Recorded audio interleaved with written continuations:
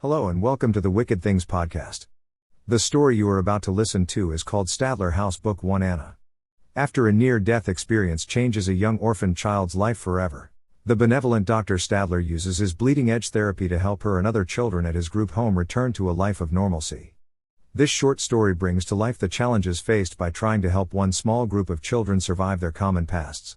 Rodney nearly froze to death but watched as his sister was taken. Julie, almost successful in her final attempt to end her life but was plucked from the moment of death. Tyler, a teen substance abuser, was saved by emergency room doctors after overdosing. Anna, a young orphan who narrowly survived her brush with death due to a house fire. John felt the jaws of his uncle's feral dogs around his throat but was saved from death by paramedics. Emily, the only child who has never had a brush with death. What do all of the residents of the Stadler group home truly have in common? The answer will shock and terrify you. Dr. Stadler enters the spacious old world-style kitchen of the group home and pauses at the massive granite-topped central island counter space. He retrieves a saucepan from the hanging pot rack. He places the saucepan on the stove and turns on the burner under it. The pan rises to cooking temperature after a momentary hiss. Dr. Stadler gathers 2 cans of thick pasta sauce from the wooden cabinet to the left of the large kitchen sink behind the central island, containing the heated stovetop. He empties both bottles of pasta sauce into the hot saucepan. He closes his eyes as the aroma of the tomatoes and peppers that make up most of the sauce fills his nostrils. Dr. Stadler pulls a bulbous white onion from the fresh vegetable rack, placing it on top of the wooden chopping block. He grabs the butcher's knife from the block and slices through the onion several times. Dr. Stadler scoops up the onion slices and sprinkles them into the saucepan. The sauce reaches a steady boil. He grabs a wooden cooking spoon and stirs the sauce, keeping the heat from ruining it. Dr. Stadler's wife Maggie enters the kitchen, in her favorite worn jeans and a green polo shirt. "Have a rough day?" Dr. Stadler fixates on the pasta sauce, stirring and stabbing at it. Maggie hugs him. "You always cook when you're upset." "Am I really that obvious?" He looks to her. "Yeah, just wish you would learn to cook." Maggie smiles devilishly. Dr. Stadler puts the spoon down on the wooden chopping block. "Funny, but my mom showed me how to cook." Maggie throws her arms back around his neck, staring into his eyes, and steals a kiss. "She may have tried to teach you, but you failed that lesson." Maggie kisses him and points to the saucepan. "It's dead." Dr. Stadler sighs in failure, allowing Maggie to place the pan in the sink and runs water into it. They cringe, looking at the burnt spaghetti sauce. Dr. Stadler lowers his head in defeat. He exhales. "Fine, you save dinner and I'll save the kids." Maggie leans in, kissing him. "That's how we work best." Dr. Stadler pulls his head away from her. She touches noses with him. She kisses his neck and pushes him away. Maggie smiles devilishly as she dumps the burnt sauce into the trash. "I'll do the dishes." She hands him 2 full trash bags. "You take out the trash." Dr. Stadler pauses at the back door. "What will you be doing?" Maggie scrapes the burnt vegetables into the empty garbage can and places the cutting board next to the sink. "Save everyone." "From another one of my meals," he interrupts. Anna enters the kitchen and stands a silent vigil, watching Maggie. Maggie jumps in shock after turning to face the sink. "Who are you?" "Sorry, did we frighten you?" Anna asks. Maggie shakes her head, placing her hand on Anna's shoulder. "No, you just caught me off guard." Dr. Stadler walks inside, pausing to acknowledge Anna.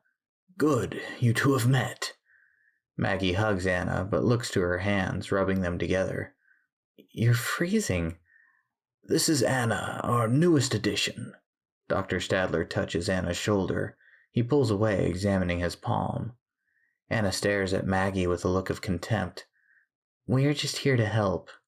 He smiles at Maggie and shrugs. "She just wants to help."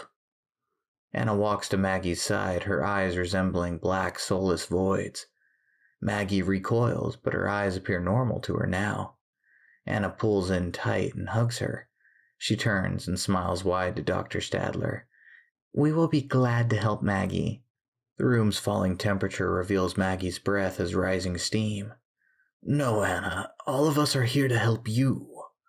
Anna walks into the hallway saying, We want to go get washed up for dinner. Dinner will be in about an hour, Maggie announces. Anna shrugs and leaves. Maggie stares at him and with a stern voice asks, What happened to that girl? She's not right. Near-death experiences have different effects on each person. Hers has left her a little odd is all, Dr. Stadler adds. I'm not sure what the others will think when they meet her. They may be a little off-put by her creepiness, Maggie declares. Gotta give them time. I know they'll come around, I'm sure, Dr. Stadler implores Maggie. Maggie offers a crooked smile. I suppose all things are possible through therapy. Dr. Stadler smiles and hugs his wife. That's the spirit. You can call around and see what's open, and I'll pick up the food. Got a full house to feed tonight.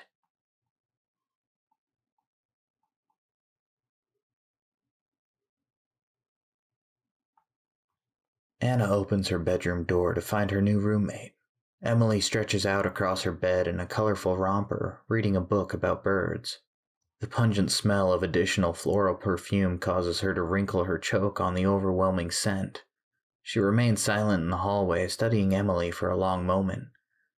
Emily's attention turns to the doorway, noticing Anna from the corner of her eye. She slides to the side of her bed, facing Anna.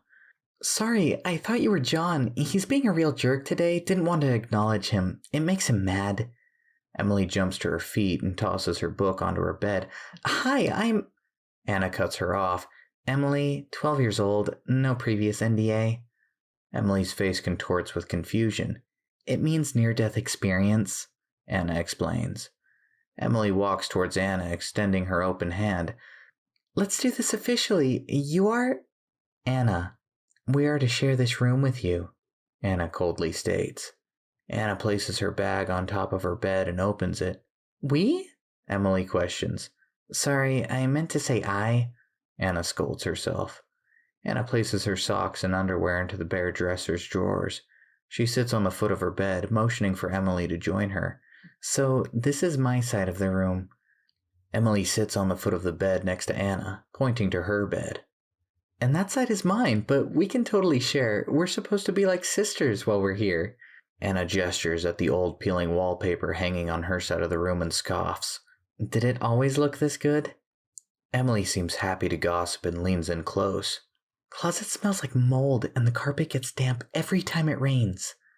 Anna gestures to the closet. We didn't see your clothing in there. Emily cringes and fans the air in front of her face. Be my guest, it stinks in there. My stuff's in the dresser. So how many kids are here? The Dr. Stadler said 6, Anna asks. She turns to face Anna standing in front of the closet. Yeah, 6, including you. Anna hangs a dress in the closet. What about the others? The others don't like to share personal stuff, Emily responds. Anna lifts 4 blouse tops and turns back to the closet. Emily says, Let's see, first there's Rodney. He's the oldest boy here. He almost died falling into a frozen lake. So his parents sent him here? Anna asks. No, his parents couldn't deal with him after the accident. They said the accident changed him and not for the better.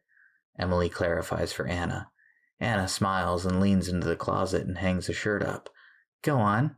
They sent Tyler here after his parents found him overdosed again. Emily opens their bedroom door and peeks down the hallway. Anna watches her with a puzzled expression. You lose privileges if they catch you gossiping. It hurts the therapy, Emily whispers. There's Julie. She cuts herself and says it's the only thing she feels. She cut herself, but her aunt found her before she died. Emily sits on the floor in the center of the room watching Anna unpack. The group home's intercom crackles, spooking the girls as it comes to life with Dr. Stadler's voice. All right, everyone. Dinner time. The girls know their conversation can wait to avoid losing their privileges. Anna studies her every movement, waiting for her to leave. Anna stands slowly, pulling wrinkles out of her dress. 2 long, low shadows move against the wall near her on their own. 2 tall, dog-shaped shadows with glowing red maws and eyes emerge from the darkness. Stopping next to Anna, they release a low, long growl. She pats both of them on top of their heads. They stiffen their posture and come to full attention to her left and right. Anna's eyes slowly fill with an inky black pool. That one confuses us. She's not like the others. Leave her be. We may have a need for her once we're done here. This has been the Wicked Things podcast presentation of Stadler House Book 1 Anna. Thank you for listening. And come back real soon.